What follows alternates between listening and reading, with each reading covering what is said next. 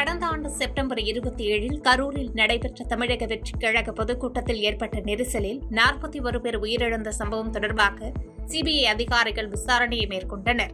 கட்சியின் முக்கிய நிர்வாகிகள் 10 பேரை அலுவலகத்திற்கு வரவழைத்து 1 மணி நேரத்திற்கு மேலாக விசாரணை நடத்திய அதிகாரிகள் பின்னர் அவர்களை சம்பவம் நடந்த வேலுச்சாமிபுரம் பகுதிக்கு அழைத்து சென்று நேரடி ஆய்வு மேற்கொண்டனர். கிராமப்புற மீனவர்களின் பொருளாதாரத்தை மேம்படுத்தும் வகையில் சேலம் மாவட்டம் முழுவதும் உள்ள ஏரிகளில் சுமார் 4 லட்சம் கட்லா, ரோகு, மிருகால் போன்ற நாட்டு இன மீன் குஞ்சுகள் விடப்பட்டுள்ளன. ஓமலூர் அருகே முத்துநாயக்கன்பட்டி ஏரியில் இந்த திட்டத்தை தொடங்கி வைத்த அதிகாரிகள் இதன் மூலம் ஊராட்சிக்கு ஏல வருவாய் கிடைப்பதோடு மக்களுக்கு தரமான மீன்கள் கிடைக்கும் என்று தெரிவித்தனர். சிறப்பு பணி பாதுகாப்பு சட்டம் இயற்றக் கோரியும் காலி பணியிடங்களை நிரப்ப வலியுறுத்தியும் மயிலாடுதுறை மாவட்ட ஆட்சியர் அலுவலகம் முன்பு வருவாய்த்துறை ஊழியர்கள் தொடர் காத்திருப்பு போராட்டத்தில் ஈடுபட்டனர்.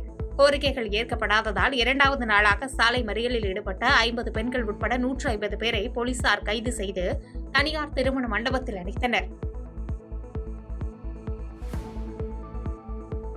நீலகிரி மாவட்டத்தின் தொன்மை வாய்ந்த கோத்தர் பழங்குடியின மக்கள் தங்களது குலதெய்வமான கம்பற்றாயர் பண்டிகையை திருச்சிக்கடி கிராமத்தில் கோலாகலமாக கொண்டாடினர். 8 நாட்கள் கடும் விரதமிருந்து பாரம்பரிய இசைக்கருவிகள் முழங்க ஆண்கள் மற்றும் பெண்களின் தனித்துவமான நடனங்களுடன் நடைபெற்ற இந்த விழாவில் சுற்றுவட்டார மக்கள் திரளாக கலந்து கொண்டனர். நாகப்பட்டினம் மாவட்டம் தேவூரில் சிதிலமடைந்து காணப்பட்ட 500 ஆண்டுகள் பழமையான உத்தரேசமுடையார் ஆலயம் புனரமைக்கப்பட்டு இன்று கும்பாபிஷேகம் செய்யப்பட்டது. சுமார் 4 நூற்றாண்டுகளுக்கு பிறகு நடைபெற்ற இந்த விழாவில் 4 கால யாகசாலை பூஜைகள் முடிந்து கோபுர கலசங்களுக்கு புனித நீர் ஊற்றப்பட்ட போது ஆயிரக்கணக்கான பக்தர்கள் பக்தி முழக்கமிட்டு சுவாமி தரிசனம் செய்தனர். மதுரை திருப்பரங்குன்றம் கோவில் கோபுரத்தின் அருகே எவ்வித அனுமதியுமின்றி ட்ரோன் கேமராவை பறக்கவிட்ட மதுரை மேற்கு மாசி வீதியைச் சேர்ந்த சக்திவேல் என்ற இளைஞர் மீது காவல்துறையினர் வழக்கு பதிவு செய்துள்ளனர். தடை செய்யப்பட்ட மலைப்பகுதியில் ரோந்து பணியில் இருந்த போலீசார் பொதுமக்களுக்கு ஆபத்து விளைவிக்கும் வகையில் செயல்பட்ட அந்த இளைஞரை தடுத்து நிறுத்தி விசாரணை நடத்தி வருகின்றனர். திண்டுக்கல் மாவட்டம் பழனி சட்டமன்ற உறுப்பினர் தொகுதி மேம்பாட்டு திட்டத்தின் கீழ் நெய்க்காரப்பட்டி மற்றும் சிவகிரிப்பட்டி பகுதிகளில் 50 லட்சம் ரூபாய் செலவில் கட்டப்பட்ட ரேஷன் கடைகள், நிழற்குடைகள் மற்றும் இ-சேவை மையத்தை சட்டமன்ற உறுப்பினர் செந்தில்குமார் திறந்து வைத்தார். புதிய ரேஷன் கடை அமைக்கப்பட்டதன் மூலம் அப்பகுதி மக்களின் நீண்ட கால துயரம் நீங்கியுள்ளதாக பொதுமக்கள் மகிழ்ச்சி தெரிவித்தனர். பழைய ஓய்வூதிய திட்டத்தை வலியுறுத்தியும் ஊதியத்தில் பிடிக்கப்படும் 10% பங்களிப்பு தொகையை ரத்து செய்ய கோரியும் திருவாரூர் மாவட்ட ஆட்சியர் அலுவலகம் முன்பு வருவாய்த்துறை சங்கத்தினர் போராட்டத்தில் ஈடுபட்டனர். சிறப்பு பணி பாதுகாப்பு சட்டம் உள்ளிட்ட 9 அம்ச கோரிக்கைகளுக்காக சாலையில் அமர்ந்து கோஷமிட்ட ஊழியர்களை போலீசார் கைது செய்ததால் அப்பகுதியில் பரபரப்பு ஏற்பட்டது. சேலம் மாவட்டம் எடப்பாடி தாவந்திரு ஸ்ரீ காளியம்மன் கோவில் மாசி திருவிழாவை முன்னிட்டு சரபங்கா நதிக்கரையிலிருந்து அலகு குத்தி ஊர்வலமாக வந்த ஆயிரக்கணக்கான பக்தர்கள் தீ மிதித்து தங்களது நேர்த்திக் கடனை செலுத்தினர். கடந்த வாரம் பூச்சாட்டுதலுடன் தொடங்கிய இந்த விழாவில் சிறுவர்கள் முதல் பெரியவர்கள் வரை திரளானோர் பங்கேற்றதைத் தொடர்ந்து 20க்கும் மேற்பட்ட போலீசார் பாதுகாப்பு பணியில் ஈடுபடுத்தப்பட்டனர். திருப்பரங்குன்றத்தில் தீபம் ஏற்றுவது தொடர்பான விவகாரத்தில் நீதிமன்ற அவமதிப்பு வழக்குகளின் விசாரணை நீதிபதி GR சுவாமிநாதன் முன்பாக தொடங்கியது. இதுகுறித்து முடிவெடுத்து நடைமுறைப்படுத்த இந்து சமய அறநிலையத்துறையின் ஒப்புதலை பெற வேண்டும் என கோரப்பட்டது. அதை ஏற்ற நீதிபதி அது தொடர்பான முடிவெடுத்து தெரிவிக்க உத்தரவிட்டு வழக்கை 18ஆம் தேதிக்கு ஒத்திவைத்தார். தஞ்சை மாவட்டம் பாபநாசம் அருகே திருப்பாலைத்துறையில் கோவிலுக்கு சொந்தமான இடத்தில் குடியிருந்து வரும் குடியிருப்பு வாசிகளின் வாடகையை 10 மடங்கு உயர்த்தியதால் குடியிருப்போர் கோவிலின் வாசலில் அமர்ந்து முற்றுகை போராட்டத்தில் ஈடுபட்டதால் பரபரப்பு ஏற்பட்டது. இதற்கு உரிய நடவடிக்கை எடுக்காத பட்சத்தில் சாலை மறியல் உள்ளிட்ட பல்வேறு கட்ட போராட்டங்களை முன்னெடுப்போம் எனவும் எச்சரிக்கை விடுத்துள்ளனர். தஞ்சாவூர் மாவட்டம் பாபநாசம், நாங்க தலம்ப கோயிலுக்கு சொந்தமான இடத்துல தான் நாங்க இருந்துகிட்டு இருக்கோம். இன்னைக்கு நேற்று நாங்க குடியிருக்கல 60-70 வருஷம் எங்க அம்மா காலத்துல எனக்கு இன்னைக்கு 55 வயசு ஆச்சு. அதுல இருந்து வாடகை 100 ரூபா 50 ரூபாய் இப்படி ஏத்திக்கிட்டு இருந்தாங்க. 2022ல 300 ரூபாய்க்கு உள்ள வாடகையை 600 ரூபாய் ஏத்துனாங்க. இன்னைக்கு அதே ட்ரிபிள் மடங்க 2000-3000 ரூபாய்க்கு மேல ஏத்தி இருக்கிறாங்க. நாங்கெல்லாம் புள்ள குட்டி வச்சுட்டு என்ன கஷ்டப்படுறது? அது கேட்கறதுக்கு என்ன சொல்றாங்க, நாங்க இந்த வாடகை தான் நீங்க கட்டணும், அப்படி அவங்க சொல்றதுக்கு நாங்க வந்தோம்னா நாங்க 70 வருஷமா நாங்க வாடகை கொடுத்துட்டு இருக்கோம். அந்த வாடகை காசை கொடுக்க சொல்லுங்க.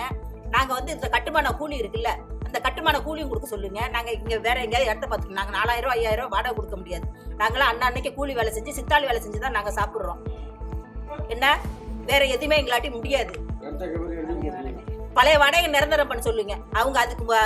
அவங்க அதுக்கு சரிபட்டு வரலன்னா நாங்க சால மறியல் பண்ணுவோம். இல்லாட்டினா விபரீதம் ஏதாவது செய்வோம். இல்லாட்டினா கோயில்ல ஏதாவது செஞ்சுக்குவோம்.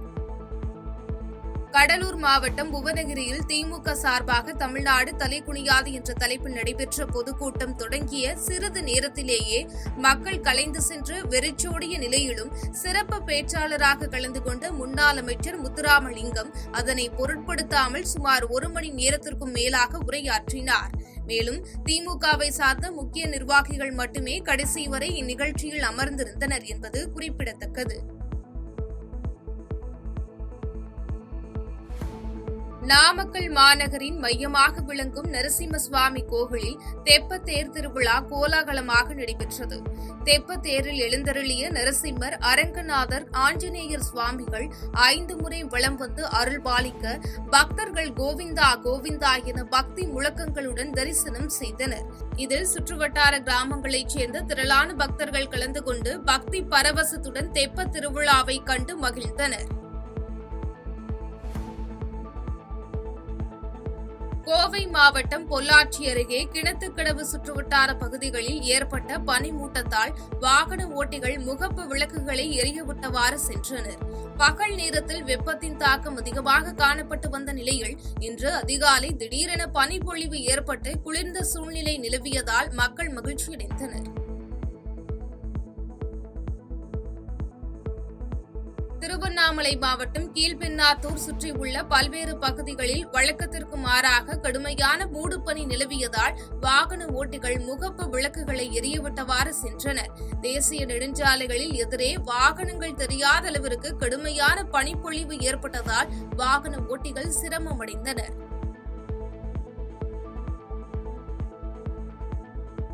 ஈரோடு மாவட்டம் தாளவாடியில் வரத்து அதிகரித்து தக்காளி விலை வீழ்ச்சியடைந்ததால் விவசாயிகள் கவலையடைந்துள்ளனர்.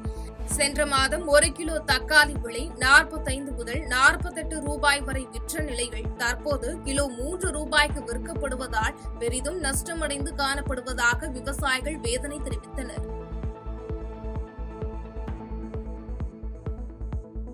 கோடை காலத்தை ஒட்டி கிருஷ்ணகிரி மாவட்டம் ஓசூர் வனக்கோட்டத்தில் உள்ள வனப்பகுதிகளில் வன விலங்குகள் தண்ணீர் குடிக்கும் தண்ணீர் தொட்டிகளில் தண்ணீர் நிரப்பும் பணிகளை வனத்துறையினர் தொடங்கியுள்ளனர்.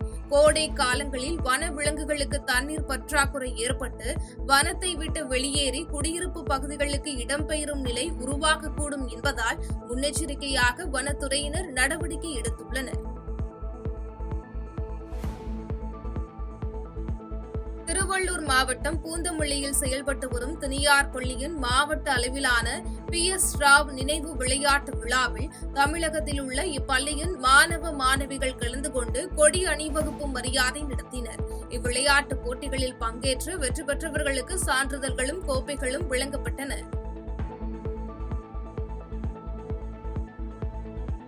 செங்கல்பட்டு மாவட்டம் தாம்பரம் அருகே நாய்கள் தொல்லை காரணமாக அதனை வளர்ப்பவரிடம் தட்டி கேட்க சென்ற முதியவரை அடித்து கொலை மிரட்டல் விடுத்த சம்பவம் அதிர்ச்சியை ஏற்படுத்தியுள்ளது.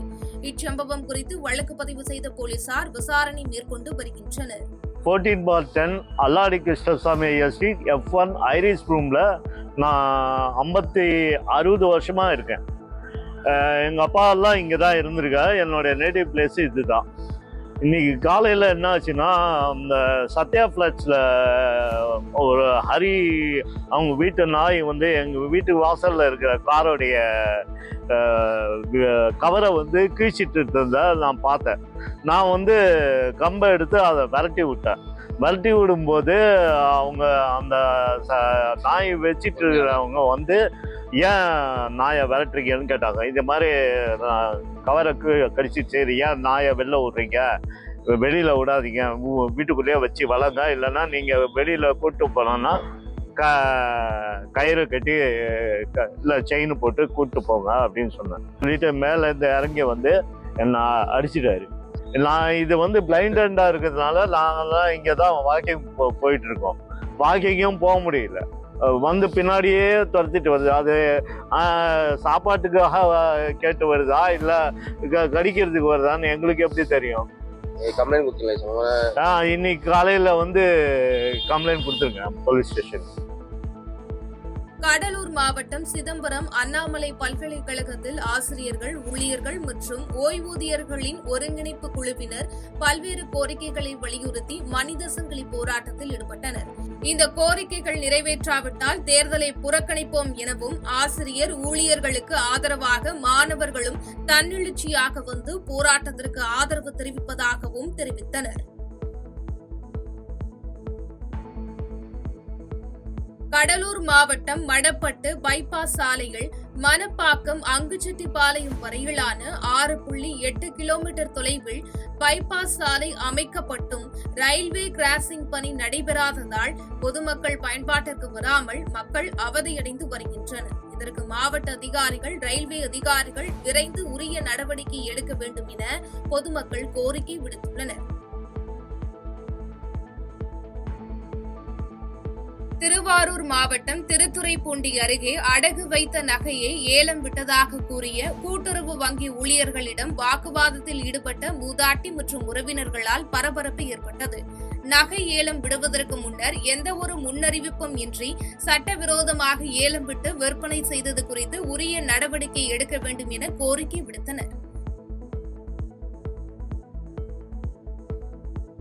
செங்கல்பட்டு மாவட்டம் மாமல்லபுரம் சுற்றுலா விடுதி வளாகத்தில் சுற்றுலா வளர்ச்சிப் பணிகள் சார்பில் 20 கோடி ரூபாய் மதிப்பீட்டில் 24 நவீன அறைகள் கொண்ட புதிய காட்டேஜ் கட்டுவதற்கான பணிகளுக்கு அமைச்சர் தாமு அன்பரசன் அடிக்கல் நாட்டி பணியை தொடங்கி வைத்தார். தொடர்ந்து 1 வருட காலத்திற்குள் பணியை விரைந்து முடிக்க வேண்டும் என அதிகாரிகளிடம் தெரிவித்தார். தருமபுரி மாவட்டம் பென்னாகரம் வட்டம் முதுகப்பட்டி மற்றும் அதன் சுற்றுவட்டார கிராம மக்கள் காலம் காலமாக பயன்படுத்தி வந்த சாலையை மீட்டுத் தரக் கோரி ஏராளமானோர் திடீரென சாலை மறியலில் ஈடுபட்டதால் பரபரப்பு ஏற்பட்டது. தகவல் அறிந்து சம்பவ இடத்திற்கு விரைந்து வந்த போலீசார் போராட்டத்தில் ஈடுபட்டவர்களை கைது செய்து வாகனத்தில் அழைத்து சென்றனர். இதனால் அப்பகுதியில் சுமார் 1 மணி நேரம் போக்குவரத்து பாதிக்கப்பட்டது. சேலம் மாவட்டம் ஓமலூரில் வெயிலின் தாக்கத்தால் தர்பூசணி விற்பனை அதிகரித்து கிலோ 20 ரூபாய்க்கு விற்பனையாகிறது. கோடையின் வெப்பத்தை தணிக்கவும் தாகத்தை தீர்க்கவும் ருசியாக இருப்பதாலும் தர்பூசணியை மக்கள் சுவைத்தும் வீட்டுக்கும் வாங்கி செல்கின்றனர். அடுத்த 2 மாதங்கள் வரை தர்பூசணி விலை கூடும் என தர்பூசணி வியாபாரிகள் கூறுகின்றனர். கன்னியாகுமரி மாவட்ட ஆட்சியர் அலுவலகம் முன்பு வருவாய்த்துறை சங்கங்களின் கூட்டமைப்பு சார்பில் 9 அம்ச கோரிக்கைகளை வலியுறுத்தி வருவாய்த்துறை ஊழியர்கள் சாலை மறியலில் ஈடுபட்டனர்.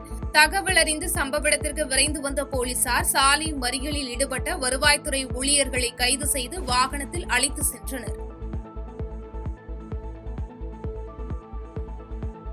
ஈரோடு டீச்சர்ஸ் காலனி அருகே சாலையில் சென்று கொண்டிருந்த இருசக்கர வாகனம் வேகமாக சென்று மற்றொரு இருசக்கர வாகனத்தின் மீது மோதுவது தொடர்பாக சிசிடிவி காட்சிகள் வெளியாகி அதிர்ச்சியை ஏற்படுத்தியுள்ளது.